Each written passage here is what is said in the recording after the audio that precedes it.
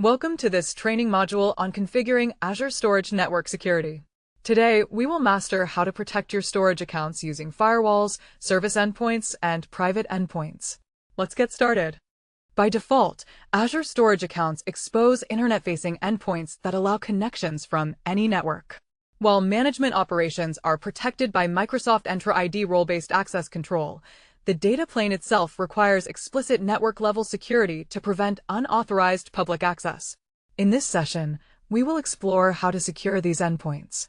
We will cover how to implement storage firewalls, configure virtual network service endpoints, and deploy highly secure private endpoints to meet your organization's compliance requirements.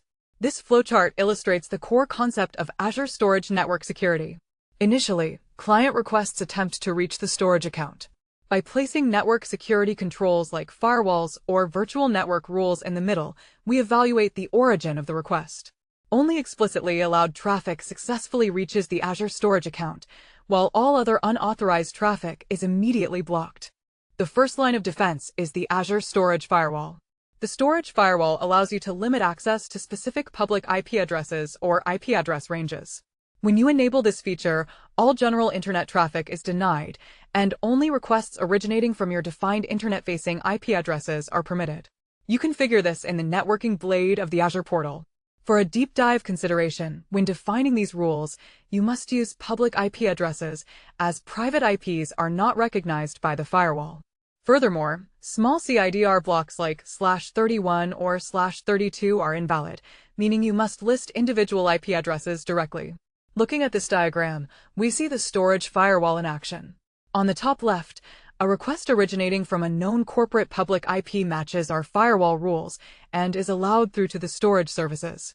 On the bottom left, a random internet IP address attempts to connect. Because the firewall defaults to denying all traffic that isn't explicitly listed, this random request is dropped before it can reach your blobs, files, queues, or tables. Moving beyond public IP restrictions, what if your resources are already inside Azure? That is where virtual network service endpoints come in. Service endpoints restrict access to specific subnets within an Azure virtual network, entirely removing access from the public internet. Why do we use them? Beyond security, they provide highly optimized routing. They create a direct network route from your virtual network straight to the storage service. As a deep dive, if you use forced tunneling to send internet traffic to an on-premises appliance, accessing storage would normally follow that long, slow route. Service endpoints bypass this forced tunneling, keeping traffic on the Azure backbone and eliminating additional latency. This flowchart highlights the routing benefits of service endpoints. The Azure VM in our subnet communicates directly with the service endpoint over the Azure backbone, reaching the Azure storage account instantly. Notice the dotted line pointing to the on-premises network. Because we implemented a service endpoint, we successfully bypass forced tunneling, preventing our storage traffic from taking an inefficient detour through our local data center. Configuring service endpoints requires a precise two-step process. For step 1, you must update your virtual network's subnet settings. You do this by selecting Microsoft Storage from the Service Endpoints drop-down, which physically creates the direct route from the subnet to the storage service. However, this alone doesn't restrict access. For step 2, you must navigate to your specific storage account's networking blade, select Add Existing Virtual Network, and explicitly grant access to that subnet. To deep dive into the mechanics, once configured, when a VM in that subnet accesses the storage account, the source IP address registered by the storage account is actually the VM's private IP address. This sequence diagram maps out the exact administrative workflow. First, the admin interacts with the VNet subnet to enable the Microsoft storage endpoint, establishing the routing.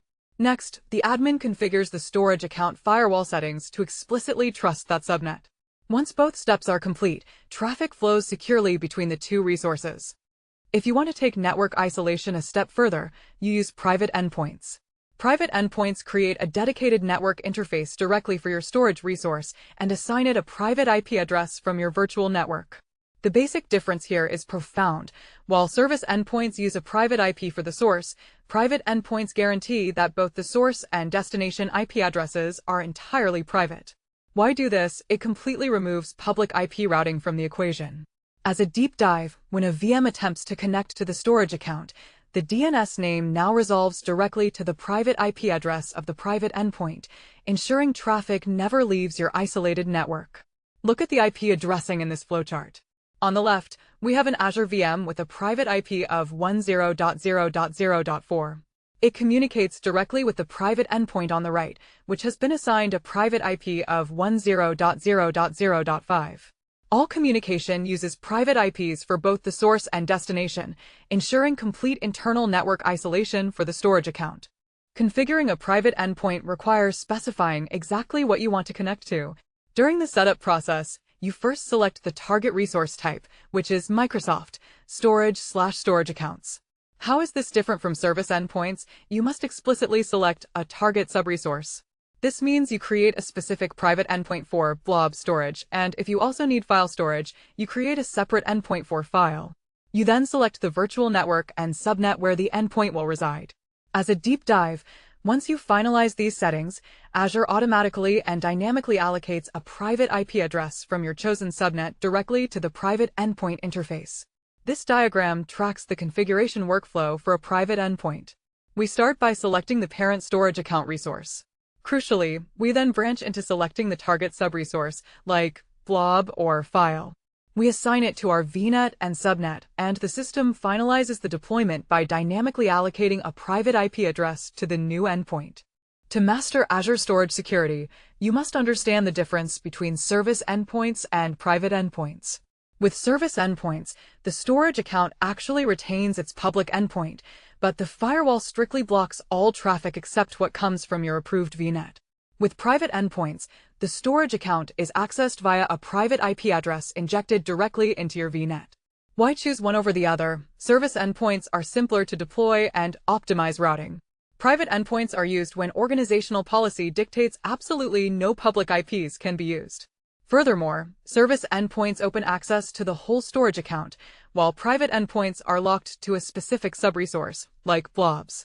This visual comparison simplifies the routing choice.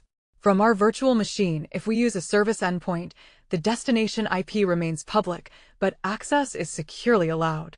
If we choose a private endpoint, the destination IP becomes private, ensuring end-to-end private IP communication before reaching the Azure storage account. Before we conclude, let's cover best practices and verification. What is the most important rule? Always test your service endpoint and verify that the endpoint limits access exactly as expected before deploying it to production. Why? Because a misconfigured storage firewall can instantly break critical applications or lock out administrators. How do we prevent this? You can use tools like Azure Network Watcher to verify IP flows and troubleshoot routing. As a final deep dive, when you lock down a storage account, remember that internal Azure services, such as Azure Backup or Event Grid, might suddenly lose access. You must ensure you configure exceptions to allow trusted Microsoft services through your strict new firewall rules. Our final diagram is a troubleshooting loop. After you configure your firewall or endpoint, immediately run a Network Watcher IP flow verify. If access behaves exactly as expected, you are safe to deploy to production. If not, you loop back, review your subnet and firewall rules, and test again until the security posture is perfect.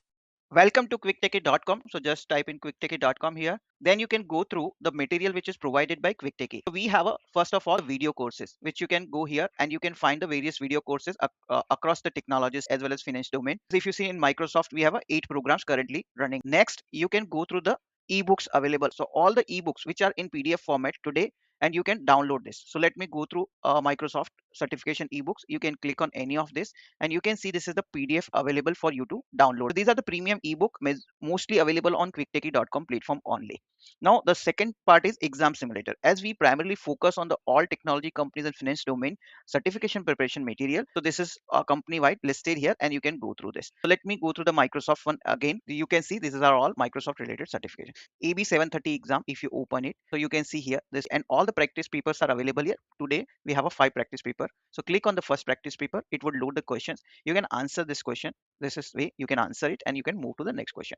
Now third material we wanted to highlight is an audiobook. So we started recently with the audiobooks as well, which you can listen on the go, and various technology wise ebooks are available. And at the last, this is our alumni. These people who are subscribing to our courses and this platform, they are all listed here. And at the end, I wanted to tell you, if you find any course or training or certification preparation material which you want to get us prepare for yourself, please put on the comment section. If you're watching on YouTube, on Udemy, or on this platform itself, quicktechie.com, then please put the comment, or you can even send an email to using this contact us options here. You can directly do the WhatsApp message. You can call us on this numbers as well.